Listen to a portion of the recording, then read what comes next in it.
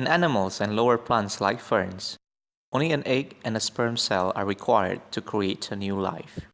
However, for flowering plants, also called angiosperms, two female gametophytic cells, an egg cell and a central cell, and two sperm cells are required to create a new life. This unique phenomenon is called double fertilization.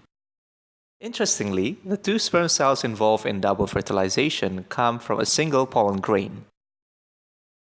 A pollen grain contains a generative nucleus, which later gives rise to two sperm cells, and a vegetative nucleus.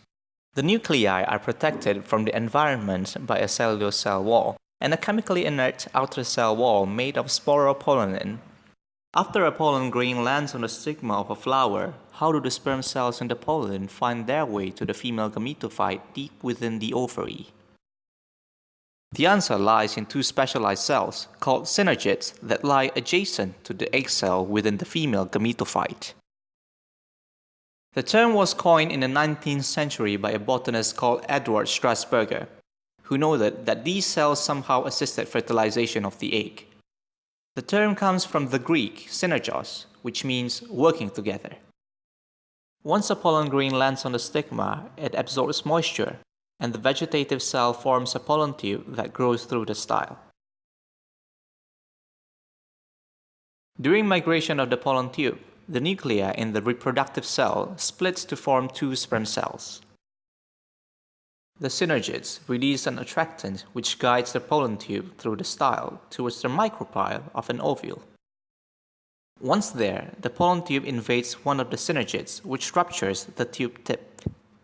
The explosive rupturing of the pollen tube creates a cytoplasmic flow which delivers the two sperm cells to their mates. One sperm fertilizes the egg, forming a diploid zygote, which is later called the embryo, while the other sperm cell fertilizes the polar nuclei, forming a triploid cell that develops into the endosperm, a food source for the growing embryo. After fertilization, the ovary surrounding the ovules develops into a fruit, which protects the seeds and helps in their dispersal. Three main questions arise regarding double fertilization. First, are fertilization of the egg and polar nuclei by two sperm cells random? The short answer is yes, at least for the Arabidopsis species. Scientists have found that the two sperm cells are released simultaneously, and both fertilize the egg and polar nuclei with similar probabilities. Second, are the two sperm cells functionally identical? Again, whether the two sperm cells are identical depends on the plant species. For example, Plumbago zelenica produces non-identical sperm cells, while Arabidopsis and most flowering plant species produces identical sperm cells that cannot be distinguished by gene expression so far.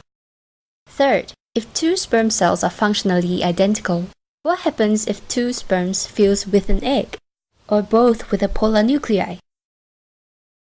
Ingeniously, the egg cell and the polar nuclei have a polyspermy block mechanism once they are fertilized. No one knows what molecular mechanisms prevent polyspermy. Perhaps you could be the first to find out. Why do flowering plants take so much trouble with double fertilization?